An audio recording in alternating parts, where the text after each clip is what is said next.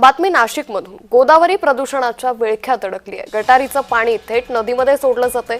काल नाशिकमध्ये अवघ्या अर्धा तास ते पाऊण तास मुसळधार पाऊस झाला आणि या पावसामुळे गटारातलं पाणी पुन्हा एकदा थेट गोदावरी नदीपात्रात मिसळत असल्याचं चित्र पाहायला मिळालं।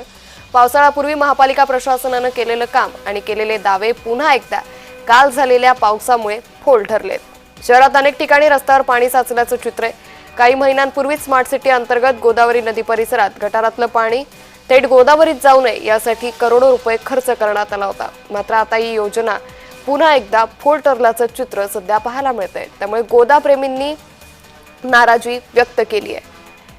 तर याच संदर्भात आढावा घेतला आमचे प्रतिनिधी किरण गोटूर यांनी।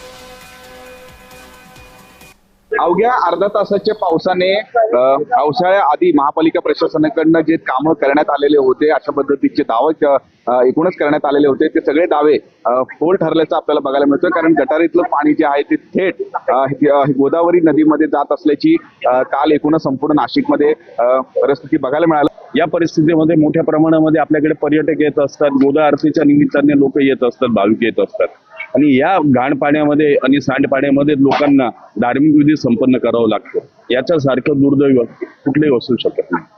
अवघ्या 1.5 वर्षात आपण म्हणताय कुंभमेळा आहे, याच गोदावरी नदीमध्ये येऊन हजारो भाविक, लाखो भाविक हे गोदाचं स्नान करणार आहेत। काय करायला पाहिजे असं अपेक्षित आहे तुम्हाला?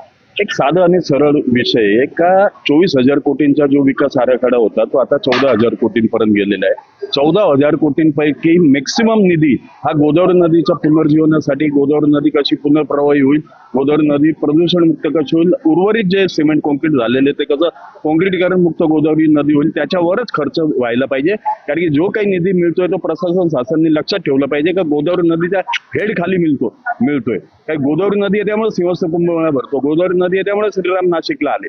गोदावरी नदीला केंद्रबिंदू ठेवून विकास केला गेला पाहिजे। फक्त गोदावरी नदीचा आजूबाजूला कॉस्मेटिक लुक वगैरे आणि डेकोरेटिव्ह वगैरे न करता गोदावरी नदीच्या पुनर्जीवनावर भर दिला गेला पाहिजे। हे महापालिका प्रशासन काम केलं पाहिजे अशा पद्धतीची मागणी नाशिकमधून होताना बघायला मिळते। किरण गोटूर, जय महाराष्ट्र न्यूज, नाशिक।